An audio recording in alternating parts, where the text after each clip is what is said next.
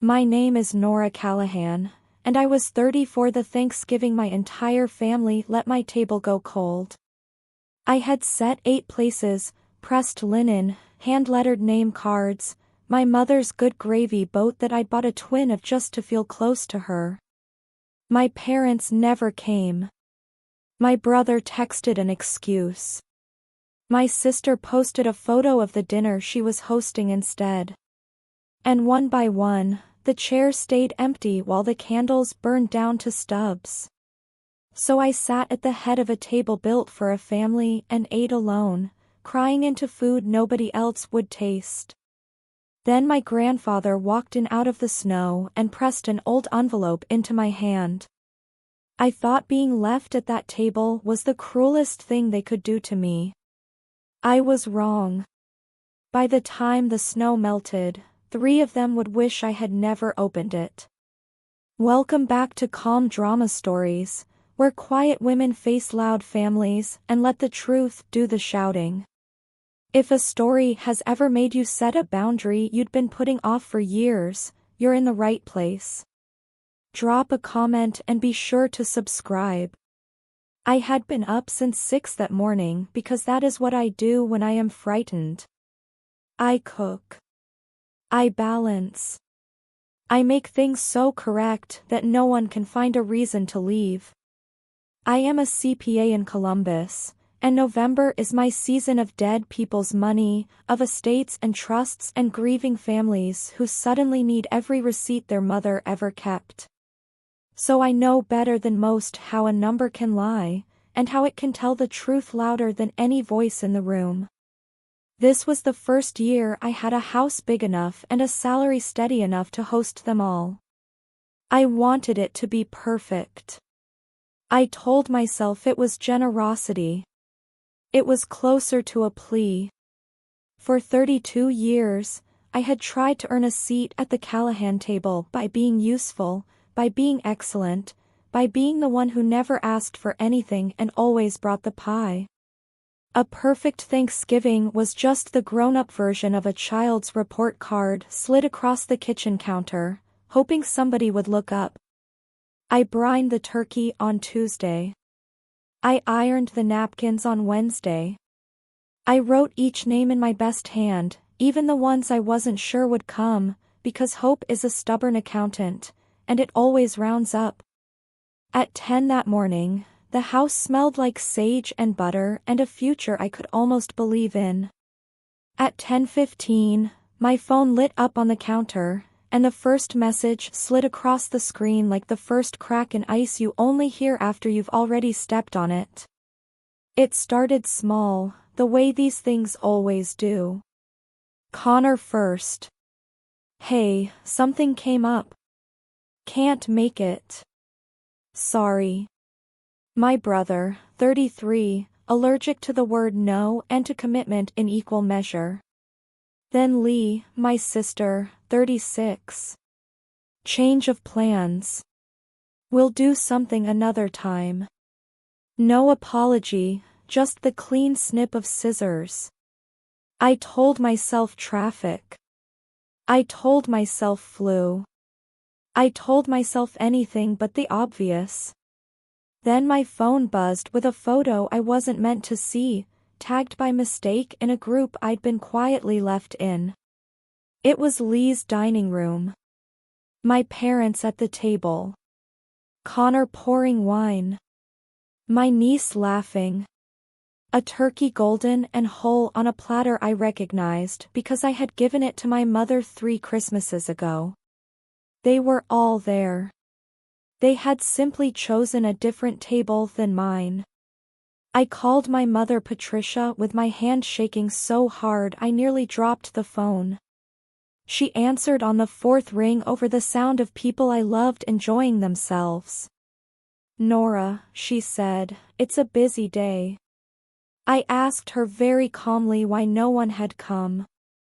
There was a pause, the kind where a person decides how honest to be. We only set 1 good table this year, she said. Then she hung up because there was gravy to pass. I stood in my kitchen with 8 place settings and 1 beating heart, and I finally understood the arithmetic. They hadn't forgotten me. Forgetting would have been mercy. They had looked at the invitation, looked at each other, and decided I wasn't worth the drive. The candles guttered. The food went cold in its serving dishes. And I did the only thing left to do. I sat down at the head of my beautiful empty table, and I ate. You have to understand that I had been eating alone at that family's table my whole life, even when every chair was full. I came to the Callahans when I was 2. That was all I was ever told. Adopted, taken in, given a roof when I might not have had one. It was the kind of story a family repeats until it hardens into a wall. My birthdays were remembered late, if at all. I wore Lee's hand-me-down coats and was told to be grateful for the warmth. When report cards came home, mine got a nod and Lee's got a celebration. And I learned to read the difference between the two like a second language. The lesson underneath was always the same. And my mother said it out loud once, the year I turned 12, when I asked why I couldn't come to the cousins' lake house. She crouched down so we'd be eye to eye, the way you do when you want a thing to land. You were a kindness, Nora, she said, not a daughter. She meant it gently. That was the worst part. She believed she was being honest, even kind, telling a girl exactly where the edges of her belonging were drawn. I didn't cry. I went to my room and I studied, because somewhere in my small, bruised logic, I had decided that if I could only be good enough, useful enough, undeniable enough, they would have to keep me. I made myself into a person no family could afford to lose. It is a tiring way to live. But there was one person in that house who never once made me earn my chair. And on the worst Thanksgiving of my life, he was about to come through my door. My grandfather Thomas called me sweetheart, and he never put a price on the word. He was the one fixed point in a childhood of moving walls. Every autumn when I was small, he'd set me on a stool in his kitchen and we would make a spiced pear pie together, his big hands over my little ones on the rolling pin, cardamom and clove and pears so ripe they'd bruise if you looked at them wrong. I still make that pie every single year. I have never once stopped to wonder why I know the recipe by heart when no one wrote it down. It simply lived in my hands, the way some songs live in you long after you forget who taught them. Grandpa was 80 that winter, or near enough. He'd had a fall in September, a bad one, off the back step in the first frost. After that, he got quieter, foggier, more careful with his words, like a man crossing a frozen pond who can't quite remember where the thin spots are. My mother had stepped in to handle his affairs, as she put it. And I'd been glad, honestly, glad someone was looking after him. I didn't ask questions. I was busy being the family's reliable nothing. The daughter-shaped helper who showed up for tax season and funerals, and never for Christmas. So when I think back to that Thanksgiving, I think first of the pie cooling on my counter, untouched. A recipe I couldn't explain, in a house no one would come to. I didn't know yet that the recipe wasn't Grandpa's to give. I didn't know whose hands it had really come from. That was sitting in his coat pocket, folded into thirds, waiting in the snow. The doorbell rang at 6, long after the candles had drowned. I almost didn't answer. I thought it might be Lee, come to gloat or to apologize, and I had no appetite left for either. But through the glass I saw a hunched shape dusted white, and I pulled the door open to find my grandfather standing on my step. No hat, snow melting in his thin hair, breathing like the walk from the car had cost him something. "They told me you weren't doing dinner this year," he said. Then I saw the cards on your mother's table, 8 of them, and only 7 chairs full at least. He had counted. He had done the math an old foggy mind shouldn't have managed, and the answer had been me, alone. I got him inside, into the warm, into a chair. His hands were trembling, and not only from the cold. "Nora," he said, "they keep bringing me papers to sign. I sign them. I don't always know what they say anymore." Then he reached into his coat and took out an envelope, soft and yellowed at the corners, the kind that has been carried a long time. He set it in my palm and closed my fingers over it with both of his hands. "I should have given you this years ago," he said. "Ellen made me promise, and I'm an old coward who kept the promise to everyone but you." I had no idea who Ellen was. The name meant nothing to me, and somehow it meant everything, the way a word in a language you've forgotten can still raise the hair on your arms.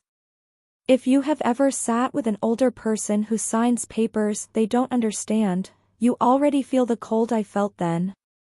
Stay with me. Comment, subscribe. It helps these stories reach the people who need them. My hands knew before I did. They opened that envelope the way you peel a bandage, slow, braced for what's underneath. 3 things slid into my lap. A photograph, soft as cloth from handling. A folded letter, the paper gone the color of weak tea. And a document with a state seal, official, creased into quarters. I unfolded the document first, because numbers and forms are where I live, and a form will tell you the truth, a face won't. It was a birth certificate. The original, the long kind, the one hospitals fill out before the world gets a chance to revise it. My birth date. My weight, 6 pounds 4 ounces, on a winter morning 34 years gone. And there on the line marked Mother, a name typed in the flat letters of an old machine. Ellen Callahan. Not adopted from a stranger. Not taken in out of charity from some unknown girl in trouble. Callahan. The name was already mine before anyone decided to lend it to me. The line marked father was blank. The line marked mother was not. I looked up at my grandfather, and he was watching me the way you watch someone walk across that frozen pond, hoping, praying the ice will hold. "Grandpa," I said, and my voice came out very small, the voice of the girl on the stool with flour on her nose. "Who is Ellen?" He took a long breath, the kind that has 34 years inside it, and he told me. "Ellen was my daughter," he said. "My youngest. Your mother." The words went into me slowly, the way cold water finds you, ankle, then knee, then heart. Ellen, Daniel's little sister. The aunt no one had ever once mentioned in 32 years of Sunday dinners, of photo albums I'd flipped through looking for a face that looked like mine. She had been 26. There was black ice on Route 40 the February I was almost 2, and a truck that couldn't stop. And after that there was just a baby and a grave and a family that decided the simplest thing was silence. She was driving back to us, Grandpa said. Coming home. You were asleep in the back seat. You didn't have a scratch on you. He reached out and took my hand, turned it over in his. Traced the lines of my palm with a thumb gone soft and spotted with age. You have her hands, he said. I've watched you roll out that pie crust every fall for 30 years and seen Ellen standing right there. That's her recipe, sweetheart. Not mine. I just kept teaching it so a piece of her would stay in this family even after they scrubbed her name off everything. I sat very still. All my life I had been told I was a kindness, a guest, a girl with no claim, lucky to be led in the door. And here was a yellowed page from the state of Ohio telling me I had been a Callahan before I drew my first breath. Not taken in. Brought home. The grief of it and the fury of it arrived together, twins holding hands. But it was what he said next that turned the grief into something colder, something with edges, something I could use. Why? I asked. Why would anyone keep this from me? Grandpa's jaw worked like the answer tasted bad. After Ellen died, somebody had to take you, he said. I was a widower, too old already. Daniel was her brother, the natural choice. But Patricia had just lost a baby of her own that winter, her third. The house was tight. Money was tighter. And here came a child that wasn't hers, with a dead girl's face. He stopped, gathering it. She agreed to raise you on one condition, that nobody ever told you whose you really were. She didn't want a ghost at her table. She wanted you to be grateful, not connected. And Daniel, God help him, he wanted peace more than he wanted to do right by his own sister's child. So they made you a story instead of a daughter. The kindness. The charity case. Every cruel small thing fell into place at once. The late birthdays. The hand-me-down coats. The careful, constant reminding that I was lucky to be there. It was never thoughtlessness. It was maintenance. They had spent 32 years keeping a wall in good repair because the truth on the other side of it would have made me one of them by blood, with all the claims that blood carries. A daughter could expect things. A kindness could only say thank you. I looked at the birth certificate in my lap, at my mother's name on a line no one had wanted me to read, and I felt the last childish hope I'd been carrying finally set down its bags and leave. They were never going to choose me. They had decided that before I could walk. The only question left was what I was going to do about it. I unfolded the letter last, because some doors you open only when you're ready to walk through them. The handwriting was young, looping, sure of itself in the way of a person who hasn't yet learned how much can be lost. My dear Nora, it began.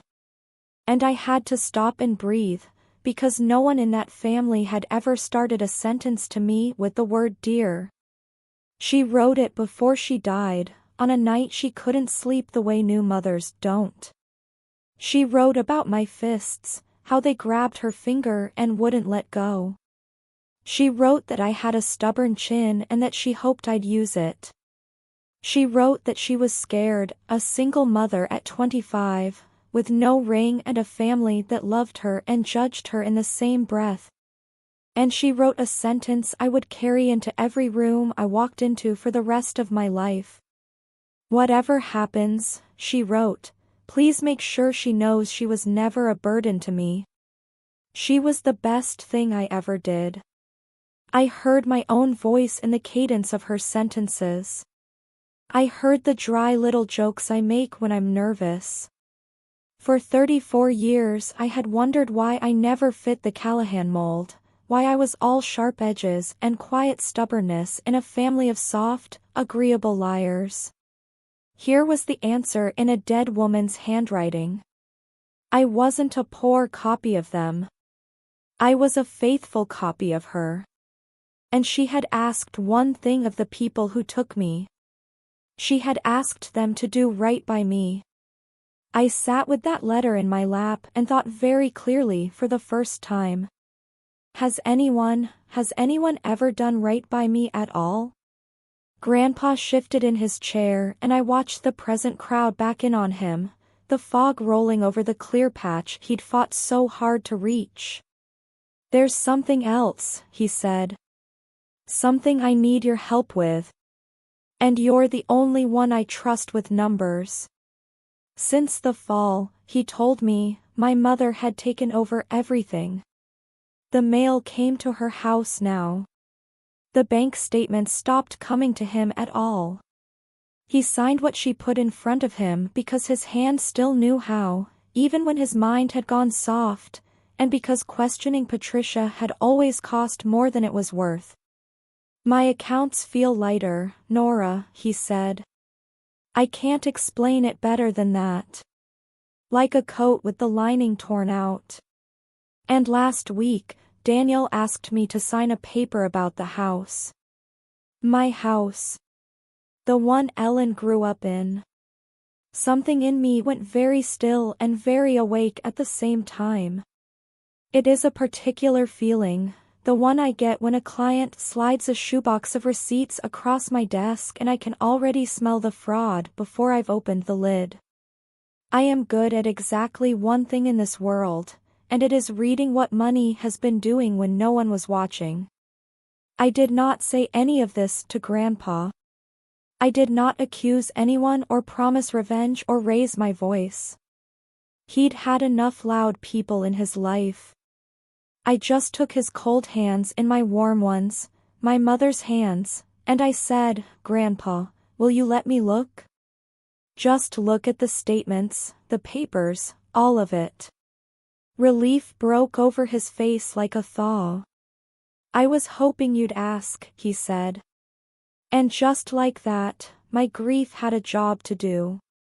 Here is what people like my mother never understand about people like me. They fight with volume. They fight with shame, with seating charts, with who gets invited and who eats alone.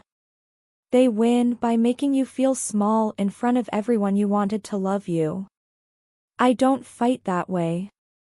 I never learned how. And by the time I was grown, I no longer wanted to. My whole childhood had been a master class in how useless a raised voice is against a family that's already decided who you are. So I put my faith somewhere quieter and harder to argue with. I put it in paper, in dates, in the slow, patient, unanswerable language of a ledger that does not care how charming you are or how good your gravy is. Patricia had her weapons, the lies, the public humiliations, the careful work of making me a stranger at my own blood's table. I had mine, documents, process, the exact boring and devastating truth of where 80 years of one man's money had gone, and at whose hand.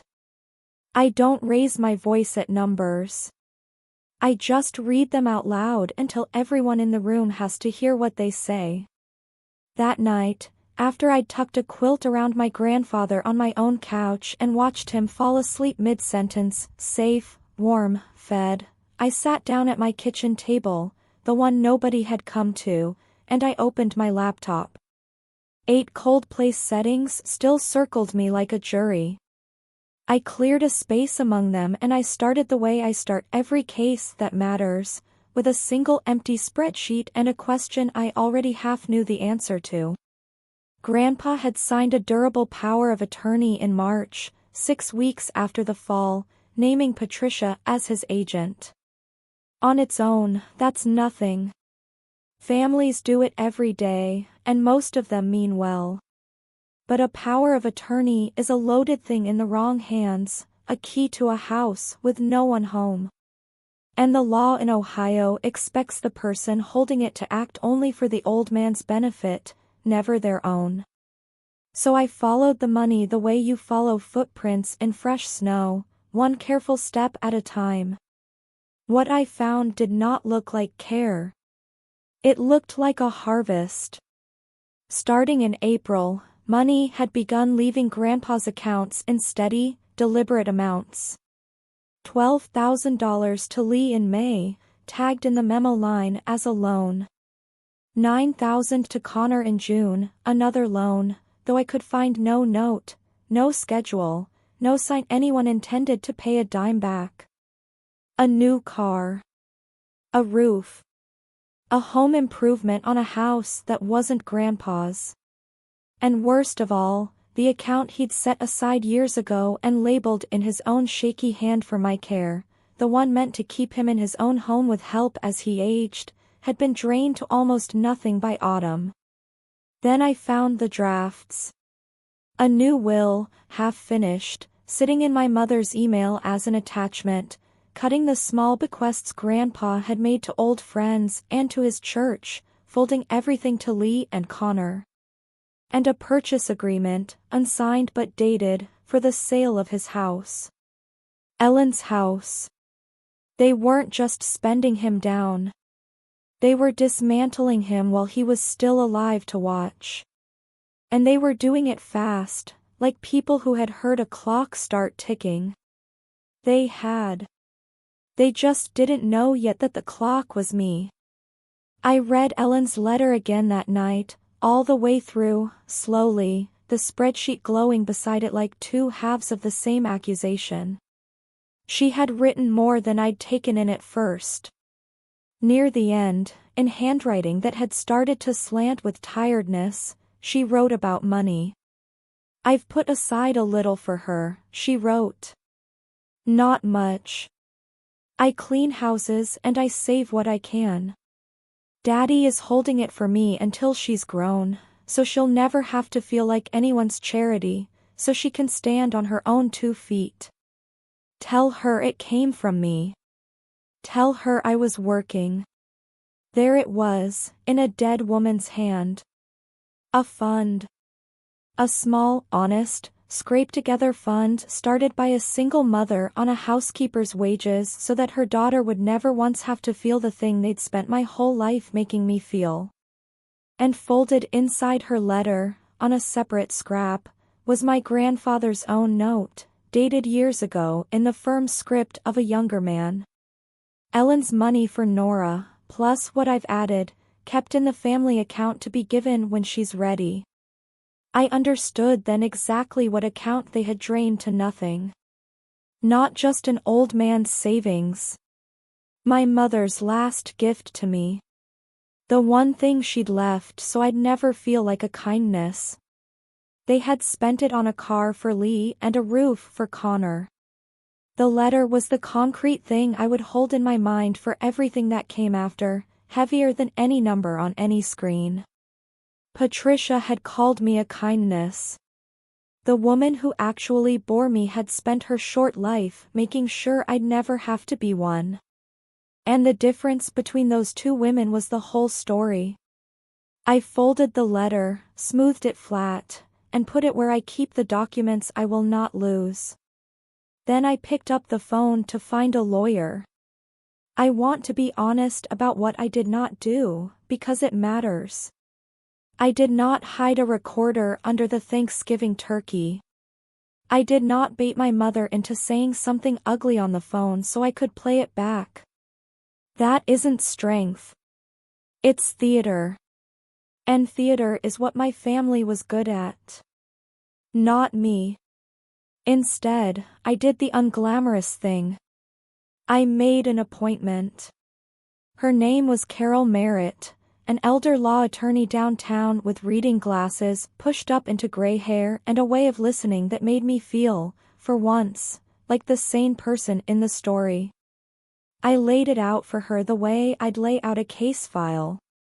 The power of attorney, the transfers, the drained care account, my mother's fund inside it, the half-built will, the pending sale of the house. Carol didn't gasp. People in her line of work don't. She just made notes and asked the questions that mattered. Under Ohio's provisions on elder financial exploitation, she said, what you're describing may rise well past poor judgment. Misusing a power of attorney for personal gain can be a breach of fiduciary duty, and depending on what the records show, it could support more than that. She was careful with her words, the way good lawyers are, full of may and could and pending, never promising me a verdict, only a path. We could petition the court for a formal accounting. We could ask to suspend the power of attorney while a judge looked. We could report a suspected case to Adult Protective Services. None of it was fast. None of it was certain. All of it was real and built of paper and impossible to charm or shout away. It's a long road, Carol warned me. I told her I'd been walking longer ones since I was 2.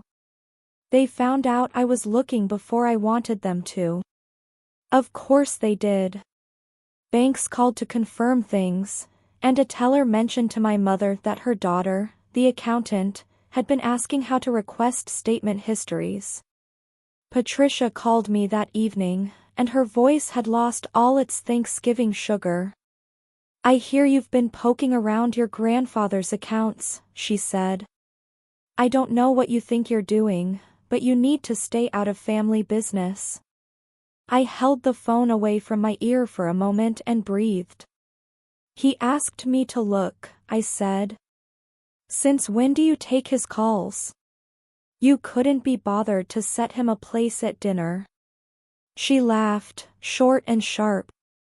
"He's confused, Nora. He doesn't know what he's asking for, and neither do you." Then she said the thing she always reached for when she wanted to put me back in my box. "This is between his children. You were never really one of us, and you know it." Once that sentence would have ended me. I would have apologized, retreated, gone back to earning my chair with casseroles and silence. Not anymore. I had a birth certificate in a drawer that said otherwise, and a letter from a woman who'd loved me before any of them ever decided not to. "You're right," I said, calm as a closing entry. "I was never one of you. I'm something you should have been a lot more careful about." And I hung up first, which I had never once done in my life. If you've ever been told you weren't really family by the very people who needed you to believe it, I see you. Stay for what comes next. Send this to someone caring for an aging parent. Comment, subscribe. It's how the right people find these. For the next 2 weeks, I did what I am built to do. I built a record. With Grandpa's clear written consent, given on one of his good mornings with Carol present as a witness, we requested the full histories on every account. We moved to revoke the power of attorney properly, through the right channels, so that no one could later say I had snatched it in the dark. I built a timeline in a spreadsheet that grew until it had its own gravity. Date, amount, account, recipient, memo, my note. Every transfer that had left Grandpa's account since March sat in a row, lined up, undeniable, a parade of small thefts dressed as loans. My whole life, people had treated my over-responsibility like a flaw. Too careful, too much. Can't you ever just let something go, Nora? But the thing they'd mocked in me turned out to be the exact tool the moment required. I am the woman who keeps every receipt. I am the woman who reads the fine print at the bottom of the page that everyone else signs blind. Patricia had counted on the family's habit of looking away. She had not counted on the one member they'd shoved to the edge being a professional at looking closely. Numbers don't gossip. They don't take sides at Thanksgiving. They just remember, with a patience that outlasts any lie, exactly what was done and when. By the end of those 2 weeks, I had a binder, tabbed, dated, cross-referenced, the kind of thing I usually hand to a grieving widow so she can sleep again. Except this time, the estate being plundered belonged to a living man who was still being asked to sign his own dismantling. And the next paper they wanted from him was the one that would sell Ellen's house. I almost felt sorry for my mother. I want to put that on the record, because it would be easy to make her a cartoon and she wasn't one.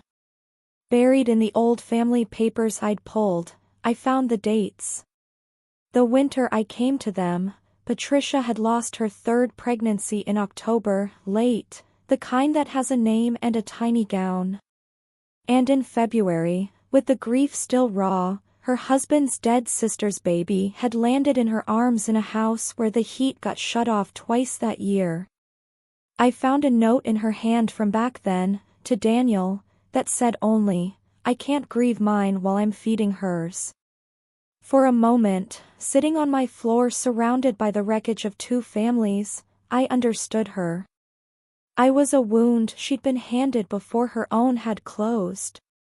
There were even records of her sitting up with me through a fever that first spring, a receipt from an all-night pharmacy, her name on the line. She had not been a monster at the start. She had been a drowning woman handed an anchor and told to call it a gift. And then I turned the page, and the sympathy died the way it always died with Patricia, on contact with what she actually chose. Because understanding why a person started cold does not excuse what she did warm. She knew by autumn exactly what that drained account had been for. She had Ellen's letter in the same box of papers I'd just been crying over. She'd read it, and she had spent my dead mother's housekeeping savings on a luxury SUV for the daughter she did keep. You can be a victim and a thief in the same lifetime. My mother was living proof. I closed the file. The almost sympathy folded itself up small, and I put it away, and I did not take it out again. I gave Daniel a chance. He was my uncle, after all, the only blood relative of mine left standing who'd actually known Ellen, who'd grown up with her, who'd carried me out of a wrecked car on a highway when I was not quite two. I drove out to his place on a gray Tuesday and sat across from him at his kitchen table, and I did not bring the binder. I brought the letter. I set it in front of him and watched his face do the slow collapse of a man recognizing his sister's handwriting.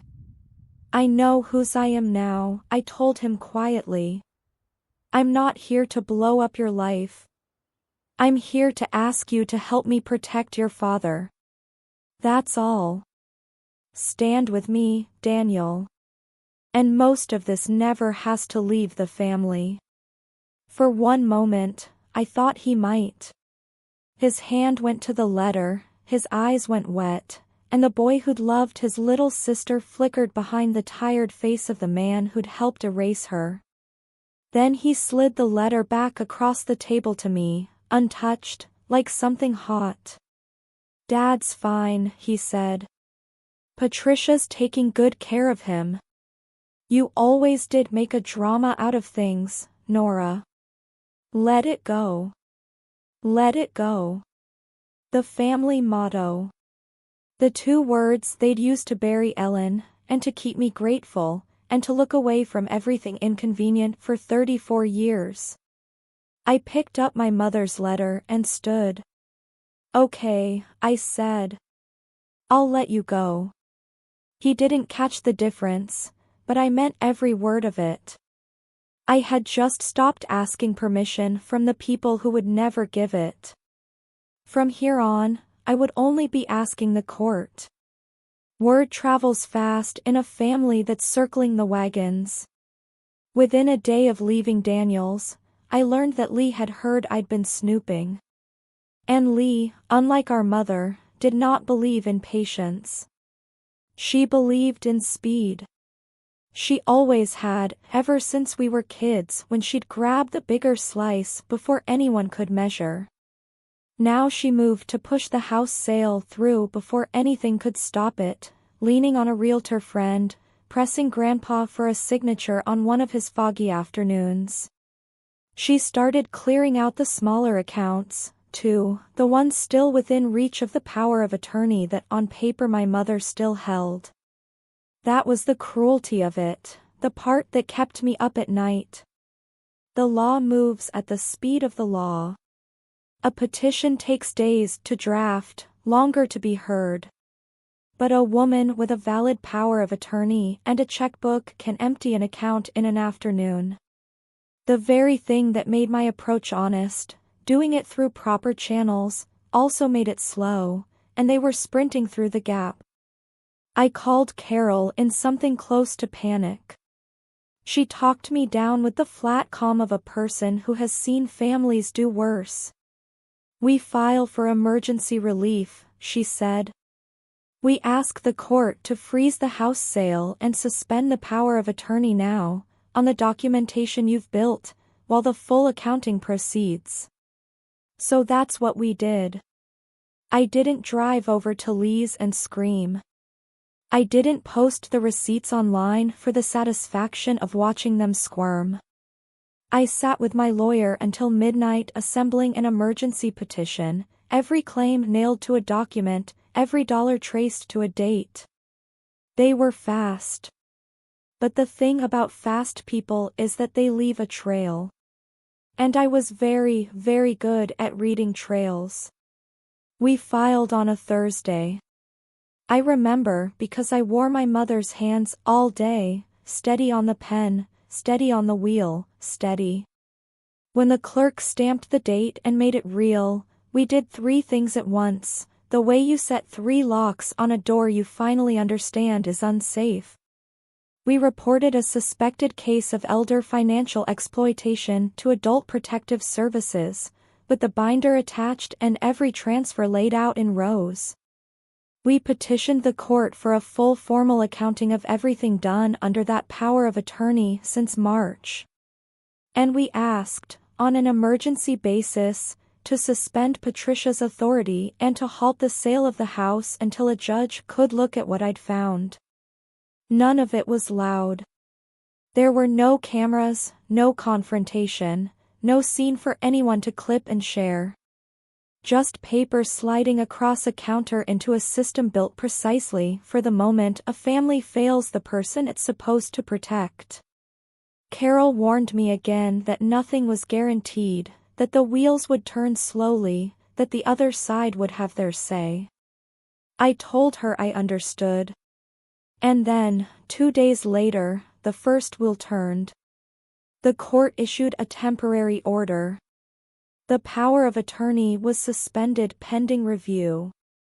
The house sale was frozen. For the first time since the fall, my grandfather's money sat still, untouchable by the people who'd been bleeding it, because a judge in Franklin County had read what I'd written and decided it was worth a closer look. I sat in my car outside the courthouse and I did not feel triumphant. I felt something quieter and far older.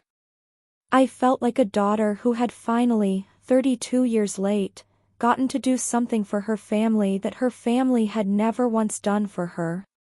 There was just one thing left undone. They didn't know yet. And Grandpa's 80th birthday was 9 days away. My mother, never one to waste a stage, had planned my grandfather's 80th birthday like a coronation. A big party at his house, the good house, Ellen's house, with the relatives and the neighbors and a few old friends from the church he'd been quietly cut out of. It was a performance, and I knew exactly what it was for. After the freeze order landed, after the lawyers and the agency started circling, Patricia needed to be seen as the devoted caregiver, the loving daughter-in-law throwing a beautiful party for the old man she adored. Optics. The same instinct that had built a Thanksgiving without me was now building a birthday around appearances. I was not invited. Naturally. The mirror image of that empty November table was almost funny, if you have my sense of humor, which is dry and a little bruised. They would gather again, and I would be left off the list again, and they assumed once more that I would do what I had always done. Stay home. Eat alone. Be grateful for the leftovers of their attention. But I wasn't that girl anymore. The pie had cooled, and so had I. I was going to that party. I was going to walk into Ellen's house through the front door the way her daughter had every right to. And I was going to bring 2 things with me. A binder and a lawyer. Patricia had told me we only set 1 good table this year. Fine. I decided I would set the record straight at hers, in front of everyone, with the calm of a woman reading a balance sheet aloud. 9 days. I spent them getting ready, not rehearsing speeches, tabbing pages. The truth doesn't need a speech. It just needs to be read in order. The night before the party, I sat at my kitchen table and assembled the binder one last time, and I watched my own hands do the work. Steady. Sure. Ellen's hands, Grandpa had said, and I believed him now. They had held a rolling pin and a fevered baby and a housekeeper's mop. And now they squared a stack of bank statements and slid them into tabbed sleeves, and there was no tremor in them at all. Tab 1, the power of attorney. Tab 2, the transfers in order, with the memo lines that said loan over money no one would ever repay. Tab 3, the drained care account, and beside it a copy of Ellen's letter, so that anyone who read the binder would understand exactly whose savings had bought that SUV. Tab 4, the half-built will. Tab 5, the frozen house sale, and the court's order beside it like a closed door. When it was done, I did one more thing, the thing that surprised me most about myself. I baked the spiced pear pie. Cardamom and clove and pears just past ripe, the recipe living in my hands the way it always had. Except now I knew the truth of it. It wasn't a comfort I'd borrowed. It was an inheritance no one could drain, passed mother to daughter through an old man's stubborn love. I wasn't bringing it to make peace. I had no peace left to offer them. I was bringing it because I wanted something of Ellen's at that table. Something warm to sit beside all the cold paper. Her recipe and her records, her sweetness and her receipts, walking through the front door together in her daughter's steady hands. I slept 4 hours and woke up calm. The morning of the party, the snow had stopped. Ellen's house glowed when I pulled up, every window lit, cars lining the street, a paper banner over the porch that said 80 years young in my mother's careful hand. I sat for a moment with the binder on the passenger seat and the pie warm in its carrier, and I let myself feel the size of what I was about to do. Then I went up the walk and let myself in the front door, because a daughter doesn't knock at her own family's house. The party stopped the way a needle scratches off a record. Daniel saw me first and went pale. Connor froze with a beer halfway to his mouth. Lee's smile curdled. And there, across the room, were the witnesses I hadn't dared hope for. Old Ruth from next door, who had known Ellen as a girl. 2 of Grandpa's friends from the church, the very ones the new will had quietly cut out. And by the bookshelf, in a sensible coat, holding a slim leather folder and a cup of coffee like she'd been invited, Carol Merritt, my lawyer, who had agreed that a public reckoning, witnessed and documented, was worth her Saturday. My mother came at me fast across the room, hostess' smile stretched thin over fury. "What are you doing here?" She hissed, low, so the guests wouldn't hear. "This is family only. You need to leave." I held my ground and my pie. And before I could answer her, before I had to, a voice cut across the whole bright crowded room, thin and cracked and absolutely certain. The voice of a man who had counted 8 name cards and 7 full chairs and never forgiven the difference. "Nora stays." My grandfather had pushed himself up from his chair at the head of the room, one hand white-knuckled on the armrest, the other pointing at the seat beside him. The fog was gone from his eyes. Some mornings he came all the way back, and God had given him this one. "She stays," he said again into the silence, "and the rest of you are going to sit down and listen to what she found." Patricia laughed, that bright, brittle laugh she used to paper over cracks. "Dad, you're tired. You're confused. This is your party. I am 80 years old, he said, and clearer than I've been in months, and I am asking my granddaughter to tell the truth in my own house for once. Granddaughter. The word landed in the room like a dropped plate. I saw Ruth's hand go to her mouth. I saw Daniel close his eyes. I walked to the table, the long dining table set with my mother's good china, the family table I had never once been seated at as an equal, and I set the binder down on it. Not slammed. Set. The way you set down something heavy you've carried a long way. Then I placed the pie beside it, and the warm smell of cardamom and clove drifted up into a room that had gone dead quiet.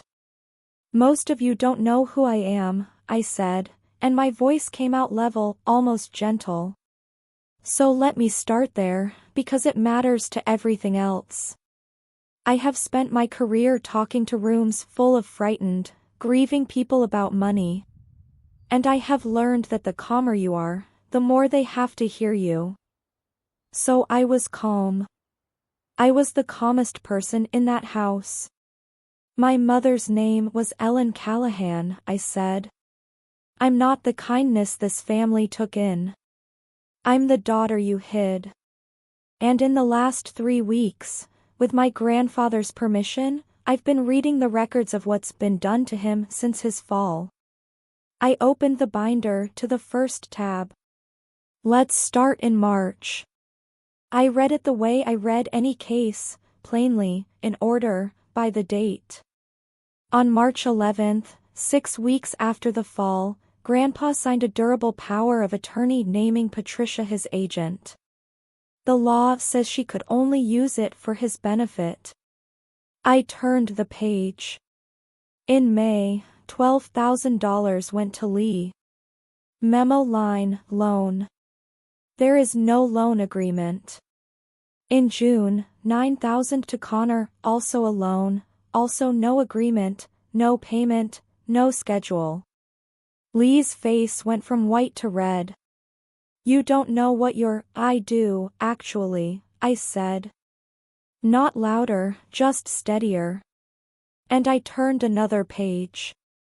This is the account Grandpa set aside for his own care, so he could stay in this house with help as he got older.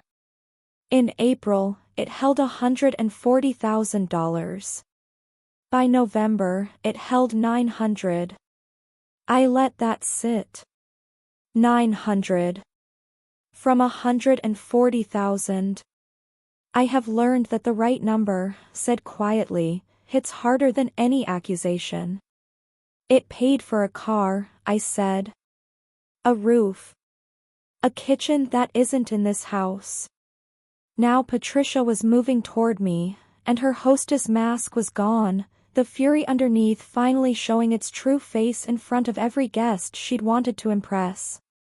How dare you, she said, and her voice cracked and climbed. How dare you come into this house, after everything we gave you, you ungrateful little, she was shouting now, in front of Ruth, in front of the church friends, in front of the whole performance she'd built. And I was not. That was the whole inversion, the thing I'd promised myself in the car. She got louder and I stayed level.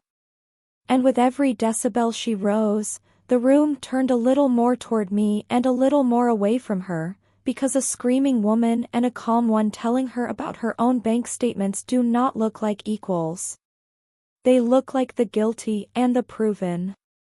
There's more, I said when she ran out of breath. But first, you keep using a word for me. I'd like to give it back. Say what you came to say, Patricia spat. And get out of my house. It isn't your house, I said.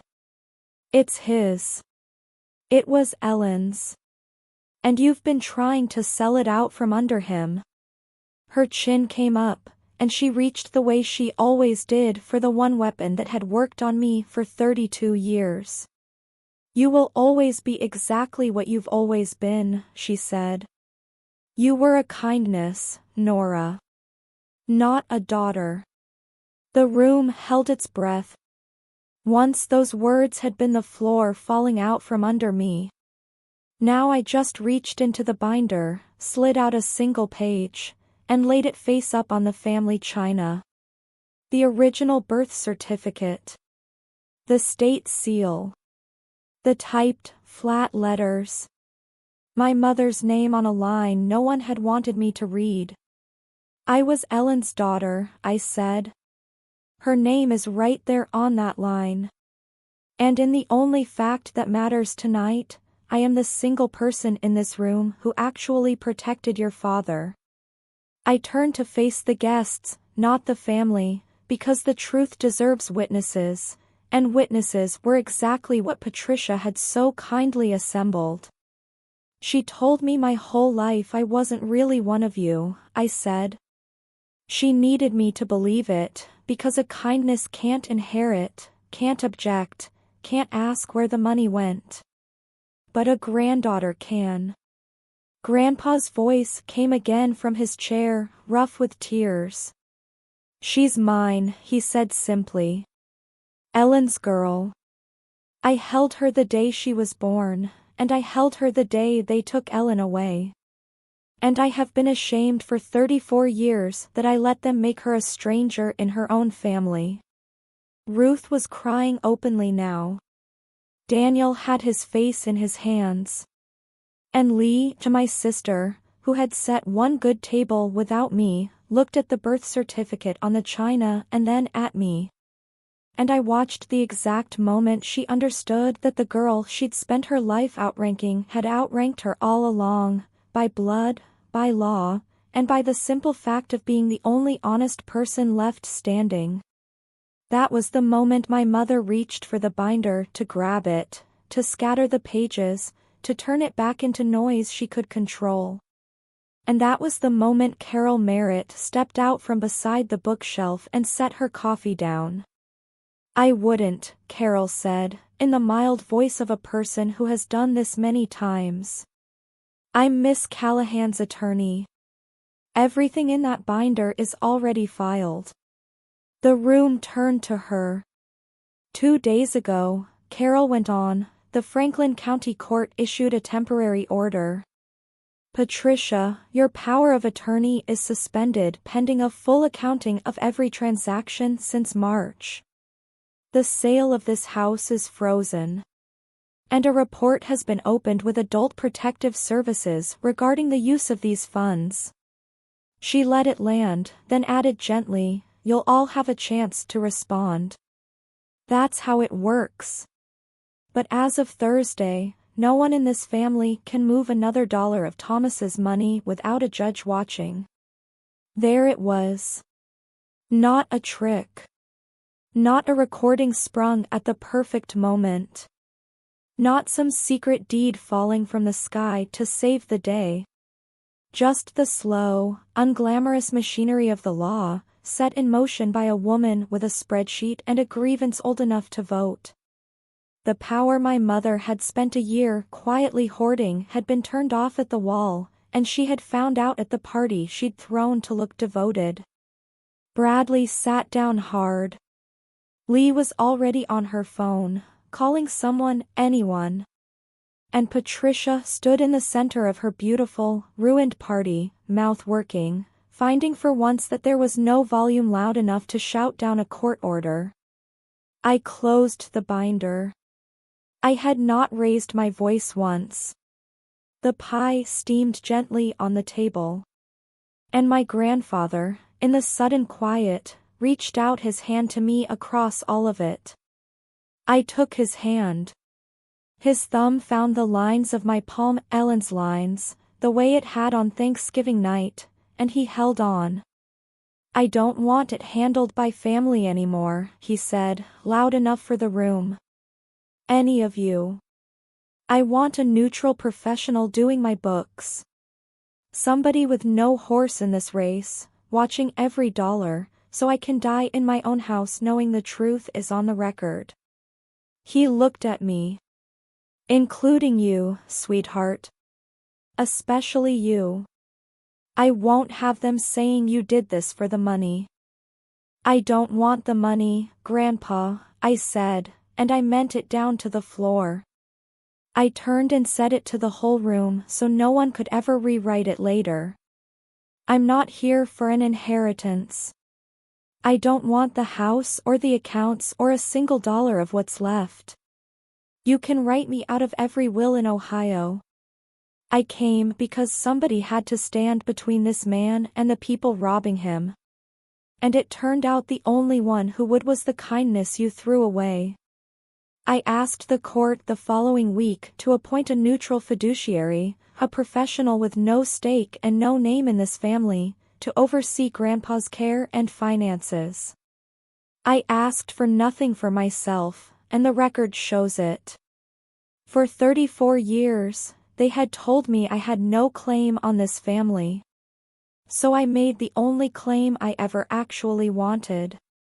Not to their money, not to their name. Just the right to protect the one person who had loved me without an invoice, and to do it in the light, where they could all watch, and none of them could stop me. Patricia had wanted a story instead of a daughter. She got one. It just wasn't the one she wrote. Here is how it actually ended, because real life pays its debts slower than the movies. The court appointed the fiduciary, a quiet woman named Marion, who runs my grandfather's accounts now with the warmth of a parking meter, which is exactly what the situation needed. The formal accounting confirmed most of what my binder had already shown. Some of the money came back. The loans were called in. The SUV sold. Adult Protective Services made its findings. There were no handcuffs, no dramatic perp walk, just the slow civil grinding of repayment plans and a permanent note in a file somewhere that the Callahans had taken from their own. Patricia never apologized. She is not built for it. Daniel sent a single text months later that just said, "I'm sorry about Ellen," which was the closest that family ever got to the truth and still not close enough. Lee and Connor I haven't spoken to since, and I've stopped waiting for the call where they finally understand. I didn't slam the door on any of them. I just stopped holding it open. Stopped setting the extra places. Stopped rounding hope up.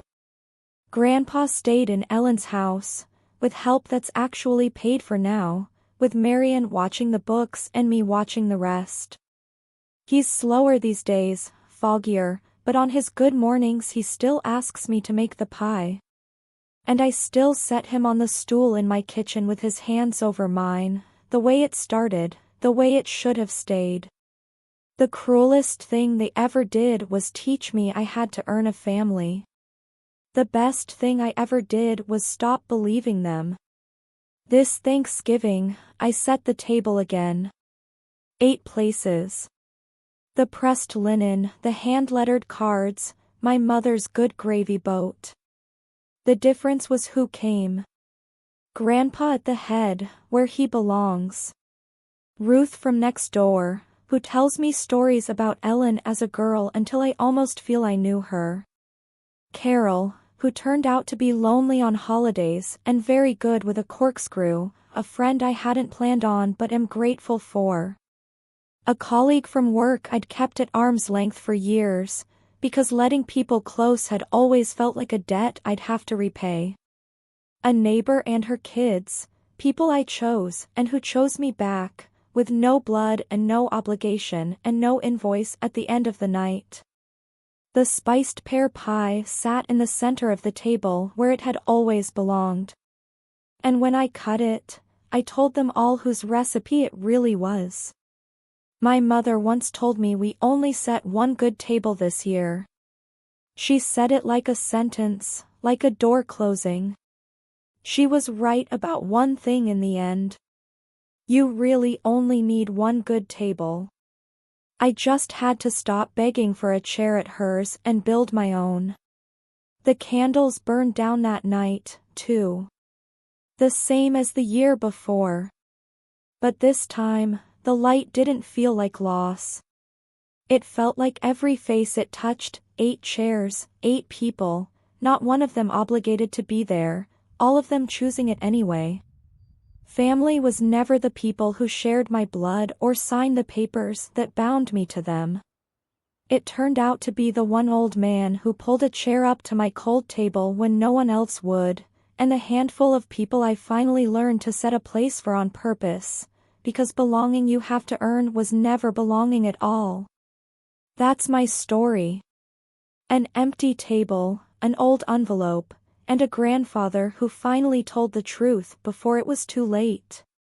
If it made you want to check on an older person's paperwork, or look a little closer at who's holding their accounts, take that as your sign and do it this week. And if you know someone caring for an aging parent, share this with them.